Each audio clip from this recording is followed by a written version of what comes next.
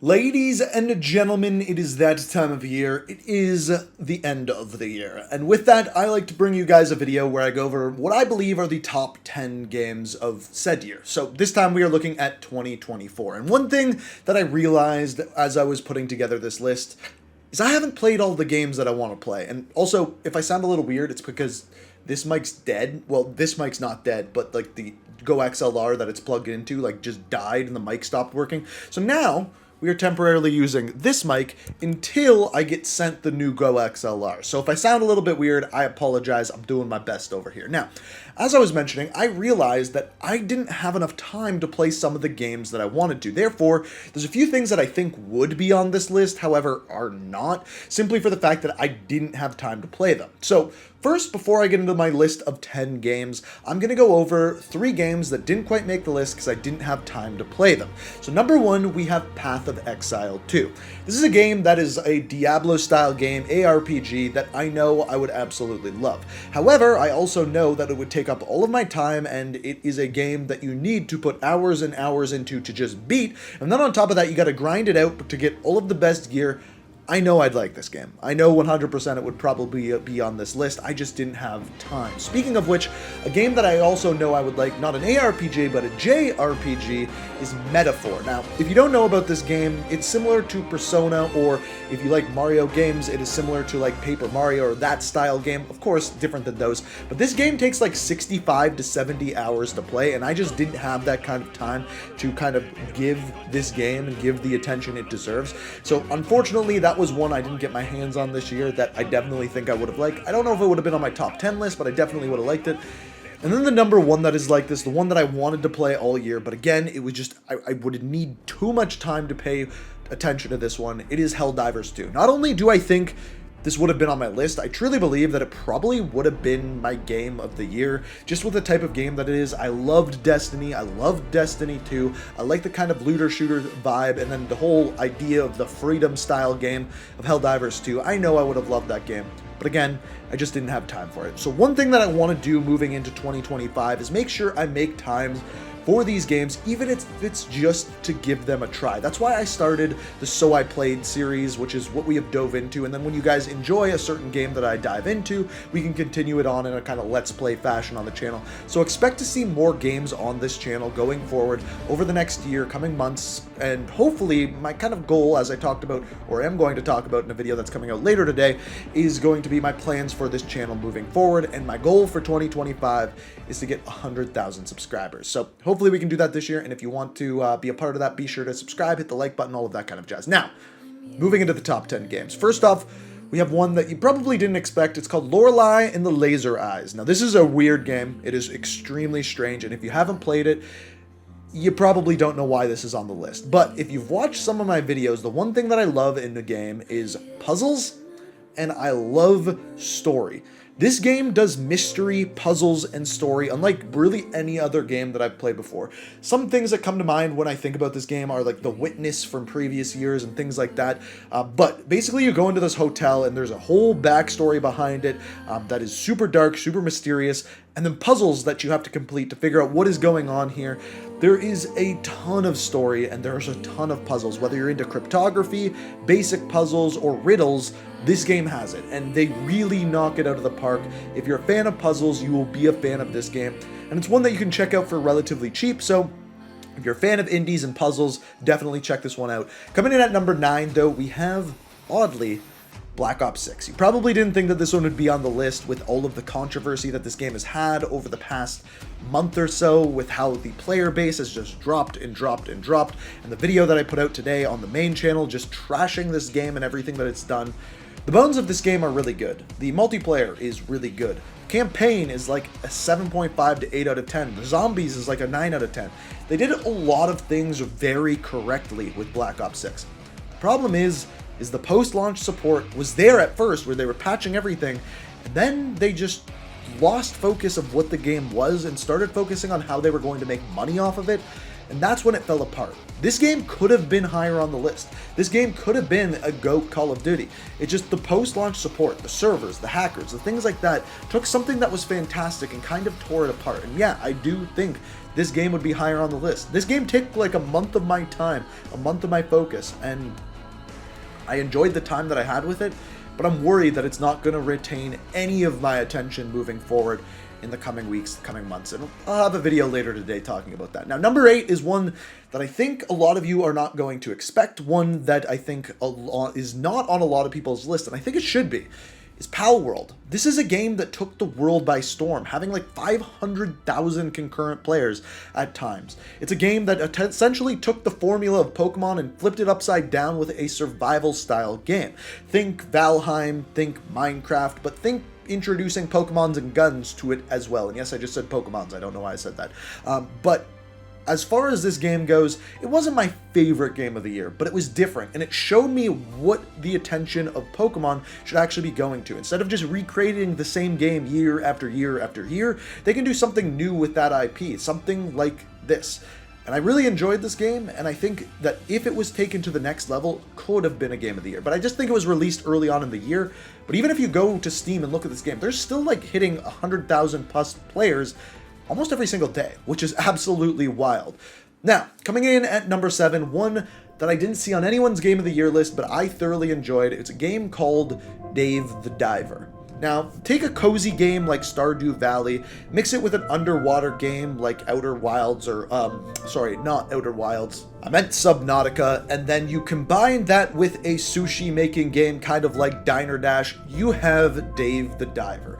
Now, you can play this game cozily and just kind of go through the game slowly, or you can dive into the depths of the game, make a whole bunch of different types of sushi, and push yourself through the story. It's not a super in-depth game as far as the story goes, but it is a super in-depth game when it comes to the gameplay, and it's just a comfortable game to play, cheap game to get into, and they are releasing a kind of DLC for it later this year, where you go from the depths of the ocean to the depths of the jungle, which I think will be super, super interesting. If you haven't checked out Dave the Diver, I definitely recommend it. So number 5, I don't really even know how to describe this game properly, but it's Pacific Drive. This is a game that I wish I would have either streamed or played on the channel. It is a game where you are basically playing as a car. Now, you are playing as a human and you can repair your car and things like that, but essentially the goal is to get to the middle of the map because there is a mystery that needs to be solved, and the way to do it is to upgrade your vehicle. When you first start driving it, this thing barely controls whatsoever. You can barely steer it, and you need to get it to a safe place to start kind of repairing it and making it better. And then you go on missions to slowly make this better. And there's constantly things popping up, storms, various different mysterious things that make this more difficult and add to the experience to a huge extent.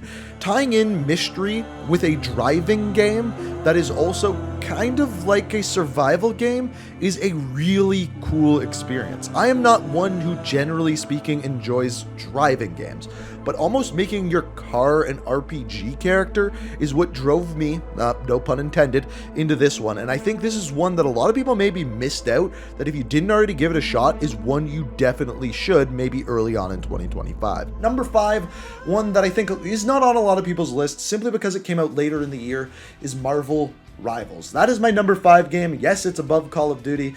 Basically, this is a hero shooter. Take Overwatch, pump it up to 11, and add in Marvel. You have Marvel Rivals. There are so many characters throughout this game. It's actually quite unbelievable how much they packed into this free-to-play game. Really, when it comes to this, one of the main things that I will say about it is this year, 2024, was a year where they simply couldn't get the live service model of games right. Every game that did it, whether it be Concord, Suicide Squad, failed. Game after game after game. The only other one that really did it correctly is the one that I didn't play, which was Helldivers 2. But Marvel Rivals came out, the egregious microtransaction from other live service games was simply not there, so something you didn't have to worry about. And on top of that, the gameplay was just fun. This is the definition of a game that you say, let's just play one more. Let's just play one more. One more tonight, last game, and you just keep playing. Friends are enjoying themselves, you want to play other characters. It is the definition of a fun game. It reminds me of what Overwatch was when it first launched, and that's what you have with Marvel Rivals. But speaking of games I've played in the past, you may not know this, but the first scary game that I ever played was Silent Hill 2. And if you didn't know, this year we got a remake for it. And somehow, I didn't think I would ever go back to this game, ever enjoy it again, but this remake did it. In conjunction with tremendous voice acting, I think they should have won Voice Actor of the Year or Best Performance of the Year or whatever you call it. But Silent Hill 2 knocked it out of the park on that front. Graphically, gameplay-wise, it brought me right back to playing this game as a kid. Going back to the school, when I was a kid, I never got past the school level, but this time I did, just with how well this was put together. I think this is a game, if you like scary games, you should definitely give a try. Now moving into the top 3, at number 3 we have an indie game made by one person, that is Balatro. This is one that I got tremendous praise this year because what Balatro does is take a simplistic idea and just do it completely right. Whether you're playing on your phone, a tablet, or PC, this game you will have fun playing, and it will take up hours and hours of your time because, again, just like Marvel Rivals, you do the thing where you'll just say, okay, one more game, let's try it one more time, let's run it back. What they did with Jokers and combining it with poker created a brand new card game that just worked tremendously well. It's not a game that you could sit and play at a table in a casino, but rather only a game that a video game could create, because these cards simply don't exist. The math being done incredibly quickly in front of your eyes, every game being a new roguelike experience. Somehow they made poker anew with this game. And because of that, I truly believe it's a game that everyone should at least give a try, or at the very least, download on your phone. Coming in at number 2 is the Game of the Year. The Game of the Year that was given out, and that is Astro Bot. This is one I wasn't going to give a try. I really wasn't. I had no interest in playing this. And then it won Game of the Year, and I'm like, you know what? Let's give it a try. And if you are a fan of Mario 64, if you are a fan of Mario Galaxy, you will love this game. This game will make you feel like a kid again. And that's exactly what I thought when I was playing this. It's simplistic, it's super easy to get into, but it's one of those things that is easy to get into, but there's things to uncover, there's secrets to find, there's a bunch of bots to find and puzzle pieces, and you will go through this game experiencing new thing after new thing after new ability, and by the time you're done, you're not going to want the game to be over. Astro Bot was a surprise to me. It brought me back to the days of playing a game as a kid with just wonder as to how they did this, how every level is different. Jumping through those pictures in Mario 64 is like going to different planets in Astro Bot. It may not be as good as those games back then, or maybe my nostalgia just makes those games better, but Astro Bot is a thing of beauty and something that we don't get in platformers or in games much at all anymore. And this brings me to my number 1 game of the year. I'm trying to keep this video short, and that is Indiana Jones. Indiana Jones and the Great Circle did something for me this year that I didn't expect. First of all, I didn't expect to like this game. I thought it was going to be crap. I thought the gameplay was going to be bad, and it turns out that it wasn't. But on top of that, there is not really any other games this year that I could look at and be like, you know what, the story of this is really good. The voice acting in this is really good. Certain games come across like The Last of Us or God of War, where it tells an incredible story, is very well voice acted, and the gameplay is there to tell this story in a way that a movie, that a TV show simply can't do. And Indiana Jones, coming from the movie screen, going on to your Xbox or your PlayStation or your PC as you're playing it, I didn't think it would come across well. But this game did it with puzzles, great worlds that you could go through, whether you're running through the Vatican, going through mountains, or in the jungle. It just kind of works. There's moments that are scary, there's moments that are puzzling, and there's moments of wonder with what you have with Indiana Jones.